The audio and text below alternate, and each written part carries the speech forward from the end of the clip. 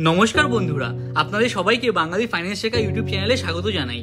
এর আগের ভিডিওতে আমরা স্টক এক্সচেঞ্জ কি সেটা সুন্দর একটি উদাহরণের মাধ্যমে আপনাদের সাথে শেয়ার করেছি। ওই ভিডিওটিতে আমি ইন্ডিয়ার প্রধান দুটো যে স্টক এক্সচেঞ্জ বিএসসি এবং এনএসসি ওর ব্যাপারে উল্লেখ করেছি।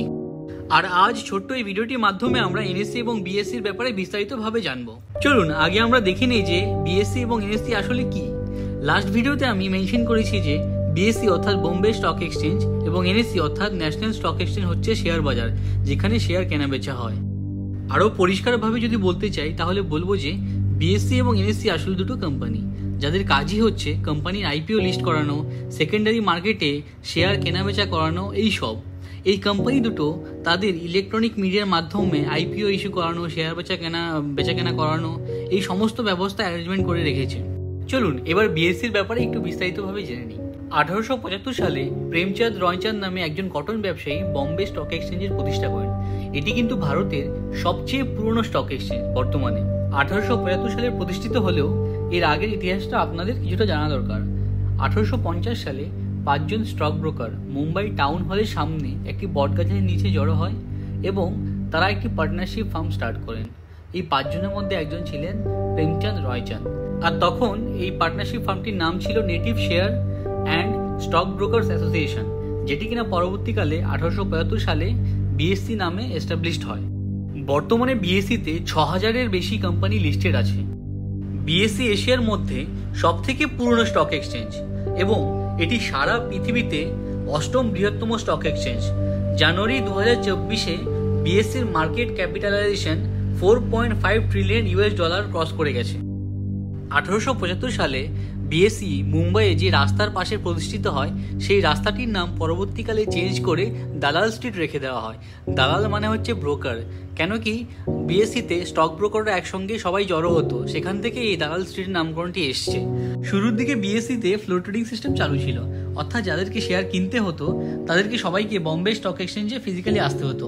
যাদের শেয়ার বিক্রি করা থাকতো তারা চিৎকার করে শেয়ার প্রাইস অফার করতো এবং যাদের শেয়ার কেনার হতো তারা চিৎকার করে বিডিং করতো। অর্থাৎ প্রাইস বিডিংয়ের এবং অফারিংয়ের পুরোপুরি ব্যাপারটি ভার্বালি হতো। যদিও পরে 1995-এ বিএসসিতে পুরোপুরি ইলেকট্রনিক সিস্টেম অর্থাৎ অনলাইন মিডিয়া চালু হয়ে যায়। তাহলে এই হলো বিএসসি সংক্ষিপ্ত ইতিহাস। চলুন এবার আমরা একটু এনএসসি সম্পর্কে জেনে নিই। কিন্তু তার আগে আপনাদের মনে নিশ্চয়ই একটা প্রশ্ন আসতে পারে যে বিএসসি যখন ছিলই তখন আরেকটা স্টক এক্সচেঞ্জের কেন প্রয়োজন হলো। কিছুক্ষণ আগে আমি আপনাদের বললাম যে আগে বিএসসিতে ফ্লোর ট্রেডিং হতো, আর এই ফ্লোর ট্রেডিংয়ে কোনো ট্রান্সপারেন্সি ছিল না।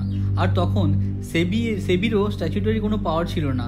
স্টক এক্সচেঞ্জের ভেতরে কি হচ্ছে, কি প্রাইসিং হচ্ছে, কি বিডিং হচ্ছে, সেই সমস্ত ব্যাপার বাইরের লোক কেউই জানতে পারতো না।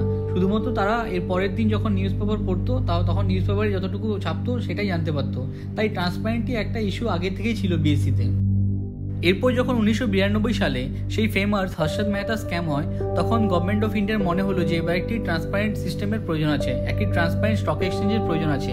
সেই থেকে এনএসসির এস্টাবলিশমেন্ট হয় 1983-তে। শুরু থেকে এনএসসি কমপ্লিটলি ইলেকট্রনিক মিডিয়াম ছিল। বর্তমানে এনএসসি পৃথিবীর 7ম বৃহত্তম স্টক এক্সচেঞ্জ, আর কন্ট্রাক্ট ট্রেডিংয়ের নাম্বারের দিক থেকে এটি পৃথিবীর সবথেকে বড় ডেরিভেটিভ এক্সচেঞ্জ। আমরা বিএসসি এবং এনএসসির ব্যাপারে সংক্ষিপ্তভাবে জেনে নিলাম। এবার চলুন আমরা দেখে নিই যে বিএসসি আর এনএসসির মধ্যে কি মিল আছে, আর বিএসসি আর এনএসসির মধ্যে পার্থক্যই বা কী কী আছে, এবং বিএসসি এবং এনএসসির মধ্যে কোনটি আমাদের পক্ষে বেটার সেটাও একটু দেখে নেব। দেখুন বিএসসি আর এনএসসির মধ্যে কি কি মিল আছে সেটা কিছুটা অলরেডি আমরা ডিসকাস করে নিয়েছি। বিএসসি আর এনএসসি দুটোই হচ্ছে স্টক এক্সচেঞ্জ।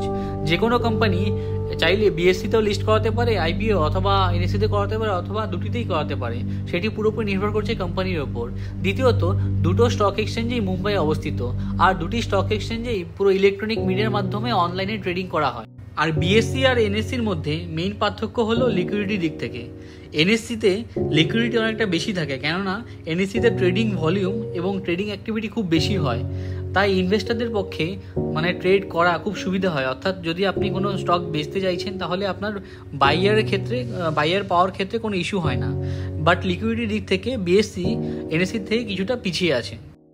সেকেন্ড পার্থক্য হলো টেকনোলজিক্যাল অ্যাডভান্টেজ। এনএসসি যেহেতু পরে এস্টাবলিশ হয়েছে বিএসসির, এবং এনএসসি শুরু থেকেই পুরো ইলেকট্রনিক মিডিয়ার মাধ্যমে অনলাইন সিস্টেম চালু রেখেছিল, তাই এনএসসি টেকনোলজিক্যালি বেশি অ্যাডভান্স বিএসসির থেকে। আর এনএসসিতে ট্রেড মানে খুব তাড়াতাড়ি হয়ে যায় compare to BSc. So technological advantage এবং এফিসিয়েন্সি এনএসসিকে কিছুটা বিএসসি থেকে আগে করে দিয়েছে।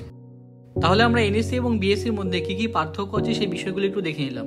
এগুলো ছাড়াও এনএসসি এবং বিএসসির ব্যাপারে আরও বিশেষ কিছু জিনিস তোমাদের জানতে হবে। ইন্ডিয়াতে অলমোস্ট 90% কোম্পানি এনএসসি এবং বিএসসিতে লিস্টেড থাকে। এবার দেখুন, আমি স্ক্রিনে টাটা পাওয়ার শেয়ারের দামের একটি স্ক্রিনশট শেয়ার করেছি। এখানে দেখুন যে দুটো স্টক এক্সচেঞ্জের শেয়ার প্রাইসের মধ্যে কিছুটা পার্থক্য আছে। এটা কেন হয় সেটা আমি এবার আপনাদের বলছি।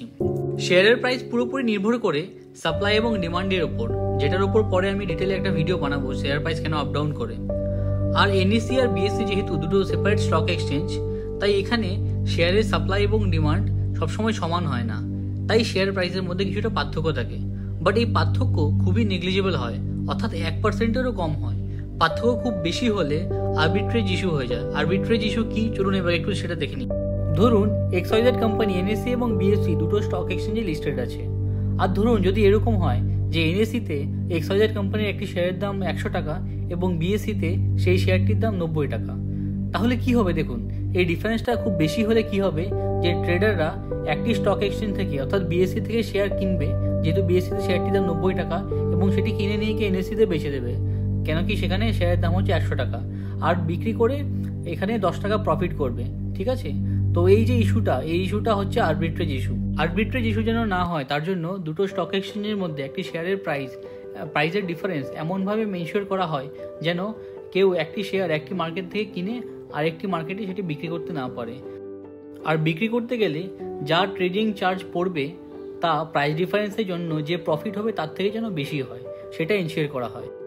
আরেকটি জিনিস মনে রাখবেন যে আপনি কোনো একটি স্টক এক্সচেঞ্জ থেকে শেয়ার কিনে ঠিক সেই দিনই অন্য একটি স্টক এক্সচেঞ্জে শেয়ারটিকে বিক্রি করতে পারবেন না।